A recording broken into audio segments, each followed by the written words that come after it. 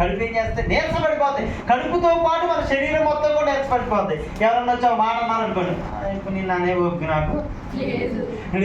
ఒకవేళ ఏమైనా ఇబ్బంది పెట్టారు కొట్టలేదు, నిన్ను మరలా నేను తిరిగి పరిస్థితి లేదు. హల్లెలూయా. చూడండి, అప్పుడు మోకరించాలన్నా కూడా శరీరం ఏమైంది? సహకరించింది. ఇప్పుడు మోకరించిన తర్వాత మన ఆత్మ కూడా ఏమైందంటే మనస్ఫూర్తిగా దేవుణ్ణి అడుగుతూ, అదే ఫుల్లుగా తిని మామూలుగా మోకరించడం అనుకోండి, మన పరిస్థితి ఎలా ఉంటుంది తెలుసా అండి? నిద్రొస్తా ఉంటుంది, ఆవలిస్తా ఉంటాం, తొందర గబగబగబగబ ఏంటో ఏదో పని చేయాలనుకున్నట్టు నిద్రపోవటమే మనం చేసేది, అంతే కదండి. ఏదో పని ఉన్నట్టు గబగబ కాబట్టి మనకి ఉన్న 4 ముక్కలు ఏదో గబగబా చెప్పేసి అమ్మ ఏదో బరువులు మోసినట్టు ఆ ప్రార్థనని భారం కలిగి మనం అంటాం కదండి. కాబట్టి ఆ ప్రార్థన ఏం చేస్తాం? ముగించేసుకుంటాం. హల్లెలూయా. కొంతమంది ఇంట్రెస్టింగ్ చేస్తారు అనుకోండి, సరే కాదంటలేదు. కాకపోతే ఏంటంటే మనం శనివారం ఉపవాస ప్రార్థన అనేది మన సంఘంలో పెట్టుకున్నాం కాబట్టి ప్రతి ఒక్కరు కూడా ఈ రోజు ఉండాలి. ఎలా ఉండాలి? ఫుల్లుగా తిని రావాలంటారండి. ఉపవాసం ఉండండి అమ్మా అంటే, ఉపవాసం ఉండండి అయ్యా అంటే అసలు నిజంగా ఏమంటారు, నా ఒళ్ళు సహకరించదంటారు. కానీ కొంతమంది ఉపవాసం ఉంటారు. ఎప్పుడు ఉంటారు? మనం ఒకసారి చెప్పాం, శ్రమ వచ్చినప్పుడు, ఏదైనా నీరసం వచ్చినప్పుడు, ఏదైనా బాధ వచ్చినప్పుడు, ఇంట్లో ఏదైనా సమస్య వచ్చినప్పుడు ఒక్కొక్కరు 2-3 రోజులు కూడా ఉంటారు ఉపవాసం కదండి. అంటే ఒక శనివారం పూట ఉండండి అమ్మా అంటే బాబాయ్ ఒక పూట ఉండలేదంట. ఒక్క పూట ఉపవాసం ఉండలేదా? ఖచ్చితంగా. బాగా నీరసం ఉండి అసలు వల్ల కాలేదన్న వాళ్ళంటే ఓకే, దానికి కాదు. ఒక్క పూట ఉపవాసం. ఎందుకంటే ఉపవాస ప్రార్థనలో శక్తి ఉన్నది. ప్రార్థన వేరు, ఉపవాస ప్రార్థన వేరు. ఉపవాస ప్రార్థనలో ఎంత శక్తి ఉందో చిన్న 2 ముక్కలు చెప్పి ముగించేసుకుందాం. వాక్యం తీయద్దులే కానీ న్యాయాధిపతులు గ్రంథము 19-20 అధ్యాయం ఇంటికి పోయిన తర్వాత చదవండి. ఒకళ్ళు అంటే యాకోబు అనే ఒక భక్తుడు ఉన్నాడట.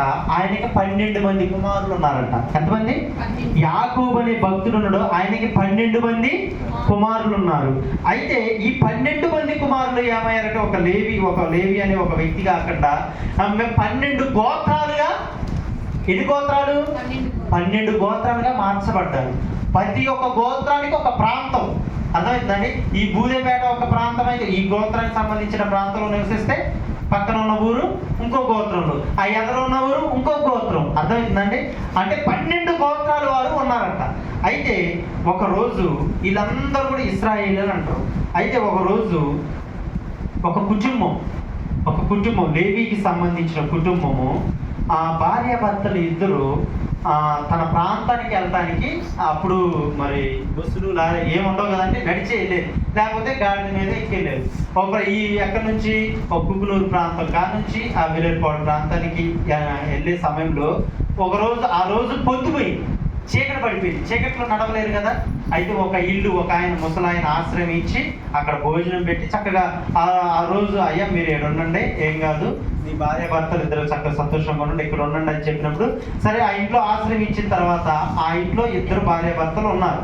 అయితే అయితే ఏం జరిగిందంటే ఆ భార్యాభర్తలు ఇంట్లో ఉన్న సమయంలో ఆ ఊర్లో ఉన్న పోకిరీలు, అర్థమవుతుంది, ఆ ఊర్లో ఉన్న వ్యర్థంగా తిరిగే కొంతమంది ఉన్నారు కదా, ఆ పోకిరీలు ఏం చేశారంటే ఇక్కడ ఎవరో మన ప్రాంతానికి వచ్చారే అని ఆ ఇంటి చుట్టూ ముట్టారట. అర్థమవుతుందండి. ఆ ఇంట్లో ఎవరున్నారు? భార్యాభర్తలు ఉన్నారు. ఆ పోకిరీలందరూ కూడా ఇల్లు చుట్టుముట్టారంట. చుట్టుముట్టి ఆ లేవీడనే భార్యని ఏం చేశారు? చికాకు చేశారు. అర్థమైందండి. ఇబ్బంది పెట్టేశారు. ఇబ్బంది పెడితే ఆ ఇబ్బందికి ఏమైందంటే ఆ లేవుడి భార్య చనిపోయి. అర్థమైందండి. దూర ప్రాంతం వచ్చారు, తన మామగారి ఇంటికి వచ్చారు. దారిలో గుండా వెళ్తా ఉంటే చీకటి పడిందని ఒక ఇంటికి వస్తే అక్కడున్న ప్రాంతంలో ఉన్న ఒక గోత్రానికి సంబంధించి బెన్యామీను గోత్రానికి సంబంధించిన అంటే కొంతమంది యవ్వనస్తులు అక్కడ ఆ ఇద్దరిని అక్కడ అంటే ఉన్నది చూసి ఆ స్త్రీని చికాకు చేయడం వల్ల ఆ స్త్రీ ఏమైపోయింది? చనిపోయింది. హల్లెలూయా. చనిపోయిన తర్వాత ఏం జరిగిందంటే ఆయనకి న్యాయం కావాలి. మరి చనిపోయింది అంటే వాళ్ళకి మరి శిక్ష పడాలి కానీ ఆ గోత్రకర్తలకి. అయితే ఆ బెన్యామీను వ్యక్తులకి అయితే ఏం చేసిందంటే ఇశ్రాయేలు జనాంగం దగ్గరికి ఈ లేవీయుడైన వ్యక్తి పోయిండు. భార్య చనిపోయింది కదా, పోయిండు. పోతే ఇట్లా జరిగిందా అంటే ఎవరు కూడా పట్టించుకోలేదు. ఇట్లా అన్నం చేయదు, నా భార్య ఇట్లా చంపేశారా, ఇట్లా ఘోరంగా చంపేశారని చెప్తే 12 గోత్రంలో ఎవ్వరు కూడా పట్టించుకోలేదు. 12 గోత్రాలు చెప్పిన కదా, ఎవరు కూడా పట్టించుకోకపోతే ఆ స్త్రీని ఏం చేశారంటే, ఇంటికి పోయిన తర్వాత ఆ స్త్రీని ఏం చేశారంటే ఇక్కడ పండుకోబెట్టి, తన భర్త పండుకోబెట్టి 12 ముక్కలుగా నరికిందట. అర్థమైందా? 12 ముక్కలుగా నరికి ఒక్కొక్క ముక్కలు తీసుకెళ్ళి ఏం చేసిందంటే ఒక్కొక్క గోత్రానికి ఇచ్చిందంట. అర్థమైందండి? ఈ ఊర్లో ఒక గోత్రకర్తలు ఉన్నారు, ఆ ఊర్లో అంటే 12 మంది గోత్రకర్తలకి తన భార్యని నరికేసి చనిపోయినాము నరికి ముక్కలుగా కోసి ఒక్కొక్క ముక్క ఒక్కొక్క ప్రాంతానికి పంపిస్తే ఇప్పుడు ఎవరు తప్పు చేశారంటే బెన్యామీను గోత్రస్తులు అన్నమాట. ఆ యవ్వనస్తులు తప్పు చేశారు. అప్పుడు ఏం జరిగిందంటే ఈ మిగతా 12 మంది ఉన్నారు కదా, ఈ 11 మంది ఉన్నారు కదా, ఈ బెన్యామీను గోత్రం కాకుండా ఈ 11 మంది అందరూ కూడా ఇశ్రాయేలు కూడుకొని అయ్యా నీకు అన్యాయం జరిగింది, మనం వెళ్ళి ఆ గోత్రకర్తలతో మాట్లాడదాం, ఆ బెన్యామీను వ్యక్తులతో మాట్లాడదాం అని అన్నప్పుడు ఈ 11 మంది కూడా కూడుకొని ఆ గోత్రం దగ్గరికి వెళ్ళారంట. ఆ వ్యక్తులు ఆ ప్రాంతానికి వెళ్ళి ఆ పెద్ద మనుషులు ఉంటారు కదండి, ఆ మాట మీకు అర్థమవుతున్నాయిగా, పెద్ద మనుషుల దగ్గరికి వెళ్ళి అందరూ కూడా కూడుకున్న తర్వాత ఒక రచ్చబండి ఉంటుంది కానీ అందరూ కూడా కూడుకున్న తర్వాత అయ్యా మరి ఈ లేవీయుడు అనే వ్యక్తికి అన్యాయం జరిగింది, మరి ఇక్కడ యవనస్తులు తన భార్యను చేసి చంపేశారంట, మరి ఏం చెప్తారో చెప్పండి మీరు అంటే మరి వాళ్ళు ఏమంటున్నారంటే అంతరాత్రి ఎవరు మిమ్మల్ని వెళ్ళమన్నారు అని ఏం చేస్తున్నారు, పాపాన్ని ఏం చేస్తున్నారు, కప్పి పూస్తున్నారు. ఫ్రెండ్స్ ఏంటంటే వాళ్ళు సమర్థిస్తున్నారు.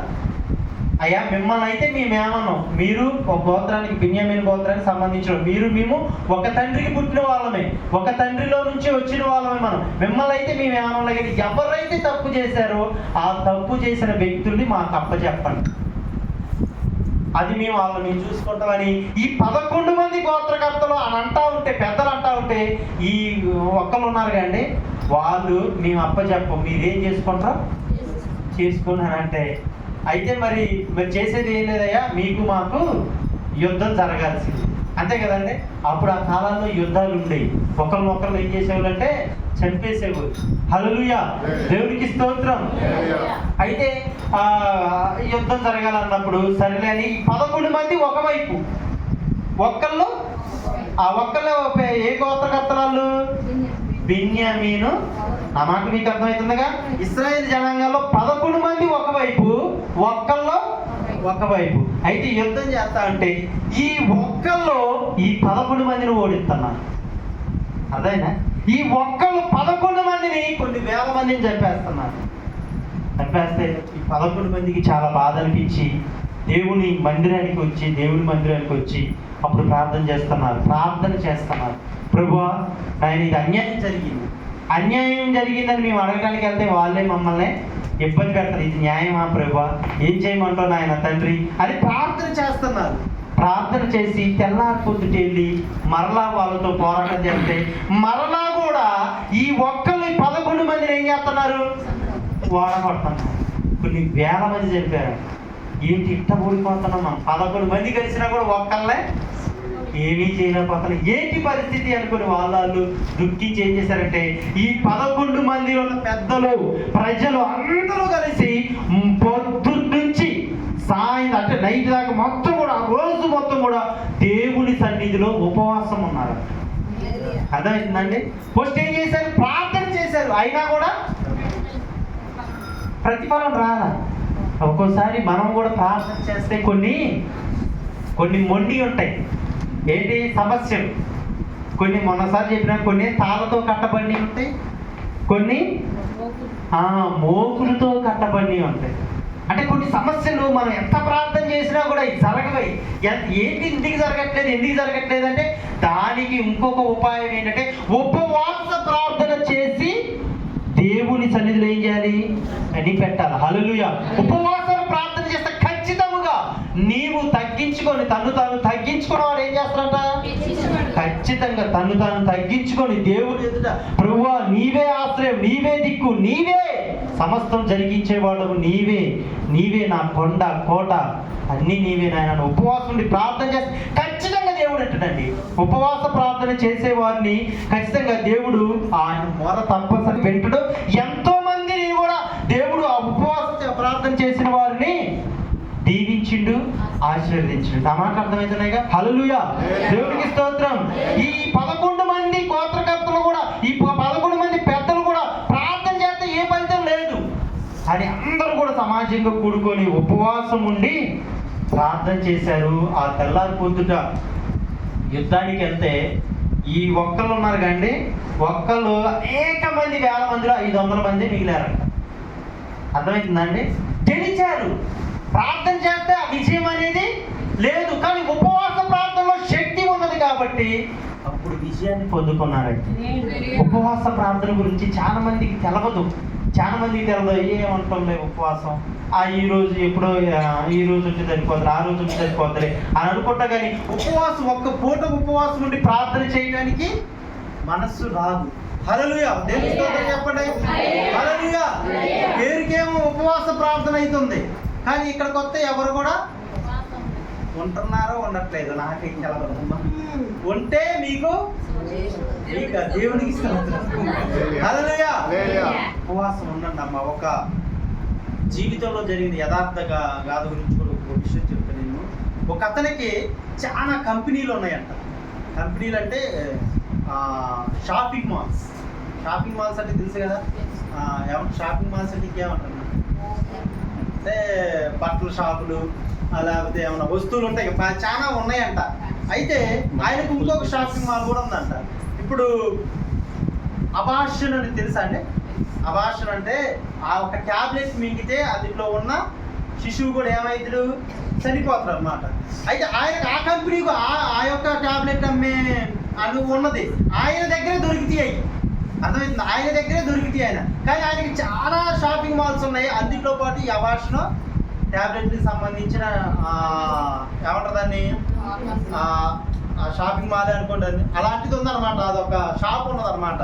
అయితే ఆయన దేవుణ్ణి నమ్ముకున్న తర్వాత ఒక ఆలోచన వచ్చింది. ఇప్పుడు నేను ఈ అబార్షన్ ట్యాబ్లెట్ ఇస్తున్న వాళ్ళకి, మరి అది కూడా నరహత్యే కదా, అవునా కదా? కడుపులో బిడ్డను చంపడం అంటే అది కూడా నరహత్యే కదా. అయ్యో నేను దేవుణ్ణి నమ్ముకున్నానే, ఈ నరహత్య చేయడం అది తప్పే, అది నేను అలా చేయకూడదు అనుకొని ఏం చేసిందంటే ఆ షాపుని అనేది మూసేసి, నేను ఎగ నుంచి ఈ అబార్షన్ జరిగించే ఈ ట్యాబ్లెట్లు దీనికి సంబంధించిన ఎయ్యి కూడా నేను అమ్మను అని ప్రకటించేసింది. కాకపోతే అందరూ కూడా మరి నువ్వు అమ్మకపోతే ఎట్లా, నీ దగ్గరే దొరికితే అని చాలా మంది గొడవ చేసి ఏం చేశారంటే కోర్టుకి వేశారు. అర్థమైందండి?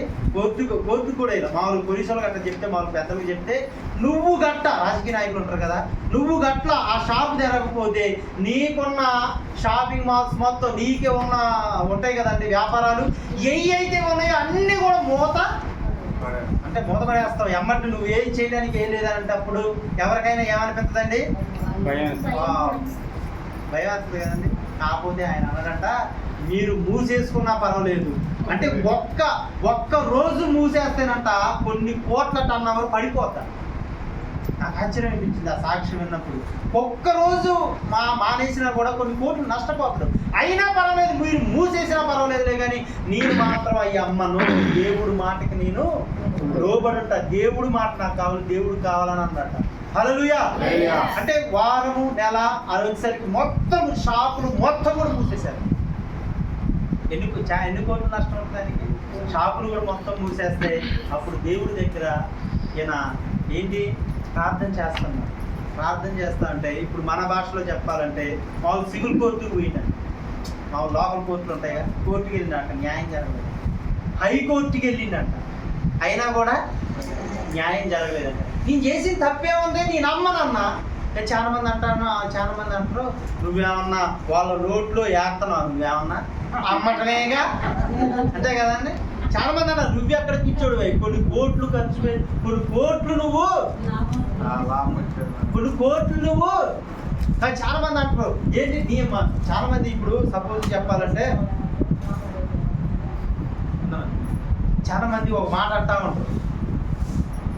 నేను ఒక విషయం నా సాక్ష్యం కూడా నేను చెప్తాను. నాకు ఒకసారి చెప్పాను, బ్రాందీ షాప్లో చేసే అవకాశం వచ్చింది. ఎన్నో సంవత్సరాల నుంచి నేను అది చూస్తాను. నేను బ్రాందీ షాప్లో చేసే అవకాశం వచ్చింది. బ్రాందీ షాప్లో చేస్తే దాంట్లో ఉన్న సమస్తం కూడా నాకు తెలుసు. అక్కడ సరుకు ఒకసారి చెప్పాను, నేను మరొకసారి చెప్తున్నా. ఆ సరుకు తేవడం అక్కడ లేదంటే ఒక రోజుకి లేదంటే 30-40 వేలు, ఇప్పుడైతే 50 వేలు కూడా వస్తాయి. అంటే నెలకి ఆ లోపల అంత మోసం ఉంటుంది, అంత దగా ఉంటుంది, అవన్నీ కూడా ఉంటాయండి. అంత ఇబ్బందికరంగా ఉంటుంది. అయితే నేను ఎప్పటి నుంచో చూస్తున్నా, ఖచ్చితంగా అది నాకు వచ్చింది.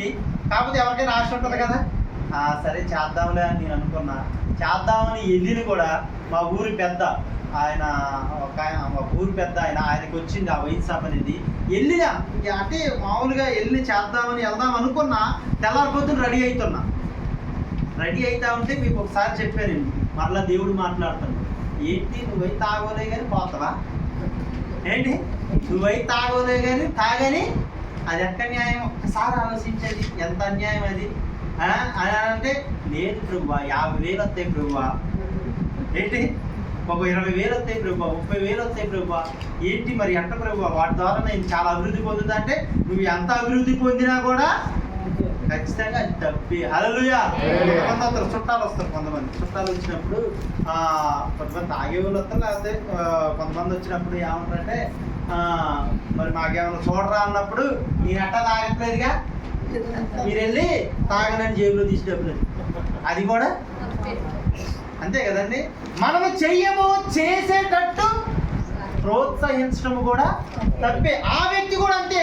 ఆభాషణ టాబ్లెట్ల గురించి ఏంటంట, నేను చంపను, కాకపోతే చంపటానికి నేను ఆ టాబ్లెట్లు తయారీ అనేది నా దగ్గర ఉంది కాబట్టి అది నా ఎంత మాత్రం కూడా కుదరదని ఆ రకంగా కలిగి ఉన్నాడు ఆయన. అది అర్థమవుతుంది కదా అన్నమాట. ఆ రకంగా కలిగి ఉన్నప్పుడు ఎక్కడ పోయినా అన్యాయమే జరుగుతుంది. ఆయన సమస్తము ఏంటి, ఆ షాపింగ్ మాల్ మొత్తం కూడా మూయడం జరిగింది. అయితే ఇక ప్రార్థన చేసిన కుదరట్లేదని తన ఇంటి అది మొత్తం కూడా ఏం చేశారంటే, ఆ రోజు మొత్తం ఆ న్యాయము జరిగేదాకా ఉపవాసం ఉండి ప్రార్థన చేయడం స్టార్ట్ చేశారు. అర్థమైందండి. ఉపవాసం ఉండి దేవుని ఎదుట ఒక మాట అంటాడు దేవుడు, ఎవరి మనస్సు నా మీద అనుకున్నో వాడిని పూర్ణ శాంతులుగా, మామూలు శాంతి కాదండి, మామూలు సమాధానం కాదు, పూర్ణముగా, దాంట్లో ఇంకా లేదు, ఇంకా పూర్తిగా అన్నమాట, పూర్ణ శాంతులుగా నిన్ను చేస్తానంటుండ. అంటే మన మనస్సు ఆయన మీద అనుకోవాలి. హల్లెలూయా, దేవునికి స్తోత్రం. అప్పుడే మనం పూర్ణ శాంతులుగా మార్చబడతాం. అయితే ఈయన ఇంటిలో ఆది ఉపవాసం ఉండి ప్రార్థన చేస్తా అంటే ఇంకా పై కోర్టు ఉంటుంది. ఏం కోర్టు అండి అది? సుప్రీంకోర్టు. సుప్రీంకోర్టు. Very good. సుప్రీంకోర్టుకి వెళ్ళిన తర్వాత ఈయన గెలిచింది. అర్థమైందండి. అసలు అసాధ్యమైంది సాధ్యం చేసి, అసాధ్యమైంది గెలవటం అసాధ్యం. ఎవరైనా కూడా ఏమనంటే ఏమన్నా నువ్వేమన్నా చేస్తున్నావా, నువ్వేమన్నా చంపుతున్నావా, ఆ టాబ్లెట్ ఎవరు అదా. కాకపోతే ఏంటంటే ఆ సుప్రీంకోర్టులో దేవుడు ఆయనకి విజయాన్ని అందించిందంట. ఈ లోపల కొన్ని మరి కోర్టులు నష్టపోయింది కదా, ఆ నష్టపరిహారము కూడా అంట కోర్టు వారి ద్వారా ఆయన జరిగింది. వాస్తవంగా ఆయన ప్రతిరోజు అమ్మే పెట్టుబడి కన్నా అంట ఆయనకు వచ్చింది ఎక్కువ అంట. చూడండి, ఆయన నీతిని ఏమాత్రం కూడా నిజంగా అంట మన నీతి అంట, మన నీతి వల్ల మన నివాస స్థలం వృద్ధులు చేస్తారు. నీతి నిజమేనండి. మనం కరెక్ట్ గా ఉంటే, మనము దేవుని ఎదుట ఏంటి సాక్ష్యం కలిగి ఉంటే, యథార్థత కలిగి ఉంటే, మనం ఉన్న నివాస స్థలాన్ని కూడా దేవుడు ఏం చేస్తాడు, హల్లెలూయా. ఇప్పుడు మీకు అర్థం అవ్వాల్సింది ఏంటంటే, ఉపవాస ప్రార్థన గొప్పది. దాన్ని ఎంత మాత్రం కూడా మనం మిస్ అనేది చేసుకోవద్దు. సమాజంగా కూడుకొని మనం అందరం కూడా ఇప్పుడు దాకా ఎవరు ఉపవాసం ఉన్నారో నాకేం తెలవలేదు, కానీ ఖచ్చితంగా శనివారం ఉపవాసం ఉండండి. మీ బిడ్డల కొరకు, మీ కుటుంబం కొరకు, మీకున్న సమస్యల కొరకు, మీకున్న అనారోగ్య పరిస్థితుల కొరకు ఉపవాసం ఉండి దేవుని ఎదుట గోజాడదాం. ఏ దిక్కు లేదండి మనకి. ఉందా? ఏదైనా దిక్కు ఉందంటే దేవుడు సైడ్ అయిపోవాలి. అర్థమైంది నా మాట. నాకు నా బిడ్డలు దిక్కున్నారులే, నాకు కొంత ధనం ఉందలే, నాకు ఆ దిక్కు ఉందలే, లేకపోతే నాకు కుటుంబం ఉందలే, చుట్టబంధు వర్గంలో ఉన్న దిక్కు ఉందలే అని ఒకవేళ నీకు ఆలోచన ఉంటే దేవుడు నీకు దిక్కు నీవే. ఒక్కోసారి అండి మనం ఒకసారి అర్థం చేసుకోవాలి. కొన్ని శ్రమకాలం వచ్చినప్పుడు, కష్టకాలం వచ్చినప్పుడు మన అనుకున్న వాళ్ళే ఒక్కోసారి మనకి ఏమైందంటే దూరంగా ఉంటారు. కానీ దేవుడు మాత్రం ఎప్పుడు కూడా నిన్ను విడవడాయన, ఎడబాయడు. హల్లెలూయా. ఒకటే వాగ్దానం, తల్లి మరచినా అంత గొప్ప దేవుని మనం కలిగి ఉన్నాము. అర్థమవుతుందండి? అంత శక్తిమంతుడు, అంతకు తోడుండే వాళ్ళు ఎవరండి? ఒక్కరిని ఇప్పుడు నేను వండుకున్నాను అనుకోండి, ఒక్కరినే అని నీకు భయపడతాను. కాకపోతే దేవుడు మన పక్కనే ఉన్నాడు, కానీ మనకు తెలవదు. కానీ మన భయం అనేది పడుతూనే ఉంటుంది. దేవుడు ఎప్పుడు కూడా మనల్ని విడవక, ఎడబాయక తోడుండే దేవుడు. ముదిమి వచ్చు వరకు కూడా ఎత్తుకునేవాడు. హల్లెలూయా. అంటే మనకున్న సమస్యలు తొలగించబడాలన్నా, మనకున్న అవసరాలు అంటే తీర్చబడాలన్నా ఉపవాస ప్రార్థన ఇంపార్టెంట్. ఖచ్చితంగా ప్రతి ఒక్క క్రైస్తవుని జీవితంలో ఉపవాసం అనేది చాలా ఇంపార్టెంట్. దాన్ని మీరు ఎంత మాత్రం మిస్ చేసుకోవద్దు. ఈ శనివారం మనం ప్రకటిస్తున్నాం కాబట్టి ఏంటి అది ఖచ్చితంగా మనం ఉండాలి. వీలైతే నీకు ఎప్పుడైనా కూడా కొన్ని కష్టాలు తీరట్లేదా, కొన్ని సమస్యలు, కొన్ని ఇబ్బందులు నాకు ఎదురవుతున్నాయని నువ్వు ఒకవేళ తలుచుకున్నట్లయితే 2 రోజులు ఉపవాసం ఉండు, 3 రోజులు ఉపవాసం ఉండు. దేవుని గదిలో పోరాడు. దేవుడితో కదా మనం పోరాడేది. మనుషులతో పోరాడుతున్నా నువ్వు ఎంతవా ఇవ్వా అని అన్నాం అనుకోండి, వాళ్ళు ఇవ్వచ్చు, ఇవ్వకపోవచ్చు. హల్లెలూయా. దేవునికి స్తోత్రం. నువ్వు సాయం చేస్తావు, సాయం చేయవా, నువ్వే సాయం చేయాలన్నా వాళ్ళు ఇవ్వచ్చు, సాయం చేయొచ్చు. కానీ దేవుడు ఖచ్చితంగా మనకి సహాయం చేసేవాడు. హల్లెలూయా. ఆయన మనల్ని దాటిపోయే దేవుడు కాదు. మనమే మన నిర్లక్ష్యమే, మనకున్న బద్ధకమే. అంతేనండి? మనకేనండి బద్ధకం? అంతేనండి? దేవుడు మనం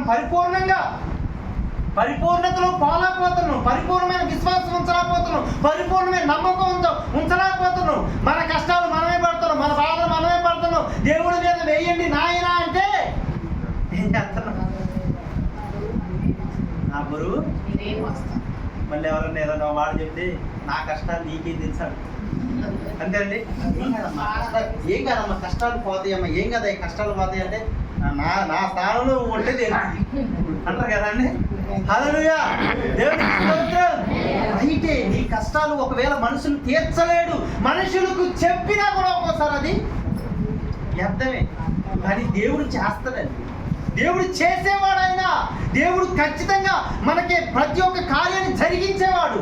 మనం వింటున్నాం, నమ్మలేకపోతాం. మనం వింటున్నాం, దేవుడు మాటలు వింటున్నాం, బలపరిచి అంటే ఇక్కడ ఉన్నంతసేపు ఇలా చేయాలనుకుంటాం. బయటికి పోతే మొత్తం కూడా నీళ్లు చల్లినట్టు అయిపోతుంది. హల్లెలూయా. అర్థమవుతుందండి? ఉపవాసం ఉండండి. ఉపవాసాన్ని నిర్లక్ష్యం చేయకండి. ఆదివారాన్ని నిర్లక్ష్యం చేయకండి. దేవుణ్ణే నిర్లక్ష్యం చేయకండి.